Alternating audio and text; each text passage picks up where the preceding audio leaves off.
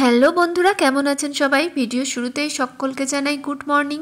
সকালবেলায় ব্রেকফাস্টে যদি মনের মতো হয় তাহলে ব্যাস আর কিচ্ছু চাই না। তো আজকে সকালের ব্রেকফাস্টে রয়েছে বাসি লুচি, তার সাথে লাল চা আর তার সাথে চষির পায়েস। কারণ আমার বাসি লুচি তো বলেছি যে সবসময়ের জন্য খুব ফেভারিট। রাত্রিবেলায় লুচি হলেই আমি বাসি লুচি আমার জন্য রেখে দিই। তো চায়ে ডুবিয়ে এটা খেতে বেশ ভালো লাগে আর ব্রেকফাস্টেও আমার হয়ে যায়। আর এদিকে দুপুরে রান্নাবান্না করতে হবে। দুপুরে রান্নায় হচ্ছে মুগের ডাল, আজকে যেহেতু মঙ্গলবার তো জন্য আজকে আর কি নিরামিষ। তো ভাতও হচ্ছে এখানে, আর এখানে হবে ধোকার ডালনা। যেহেতু মা ধোকার ডালনাটা একটুখানি খেতে চাইছে তাই মাকে ধোকার ডালনাটা করে খাওয়াবো। তো ছোলার ডালটা বেটে নিয়েছি, আমি আগে ভিজিয়ে রেখেছিলাম, আমি অবশ্য বাটিনি, মাই বেটেছে। এদিকে দেখুন আমি ধোকাগুলো আর কি পুরো কেটে নিয়েছি, মানে ভালো করে কড়াইয়ে ভেজে আর কি কেটে নিয়েছি ধোকাটা। তো এদিকে আমার ধোকার ডালনা দেখুন কমপ্লিট। তো আমি আর আজকে ধোকার ডালনাটা শেয়ার করলাম না আপনাদের সাথে, যেহেতু আগের দিনে রেসিপি শেয়ার করেছিলাম।